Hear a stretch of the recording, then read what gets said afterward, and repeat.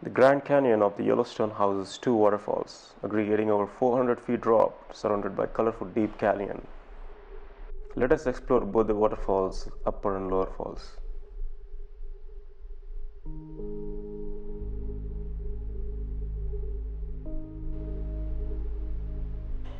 Above the upper falls, a jutting point of rock provides an excellent view of the rapids and the foaming waters as they rush over the precipice.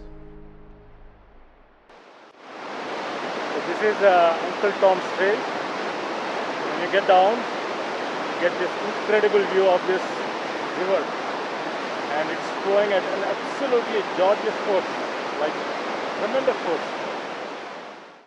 A century ago, Uncle Tom ferried park visitors along this trail via ladders and ropes. Provided park visitors a picnic lunch at a cost of $1 for the tour. The spot is located upstream of Upper Falls, less crowded with gorgeous views along the trail. The force of nature at its best, raw and untouched. Let us head towards the lower falls for the iconic views of lower falls and the Grand Canyon. Mist created by lower falls provide ethereal backdrop. Lower falls plunging 308 feet into the deep gorge.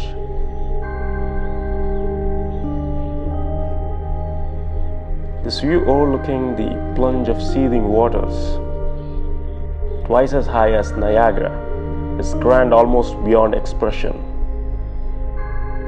A pen picture written by the Rev. Dr. Wayland Hoyt describing the beauty a century before.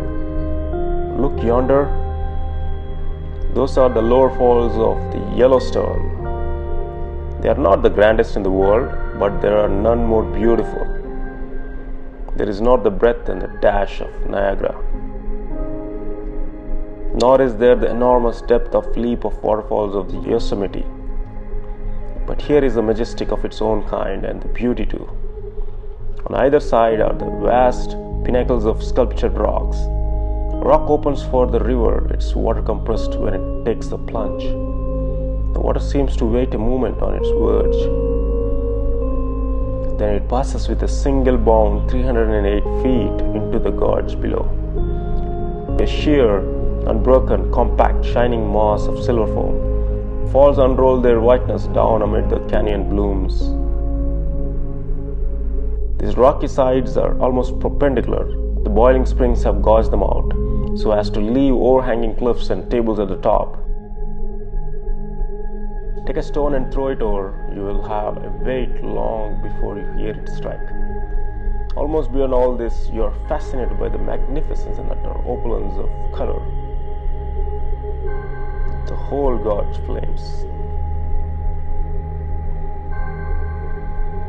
It is as though rainbows had fallen out of sky and hung themselves there like a glorious banner.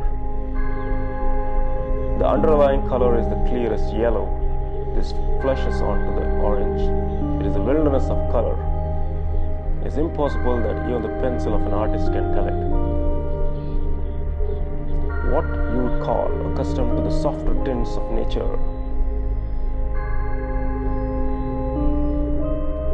A great exaggeration would be the utmost tameness compared to reality.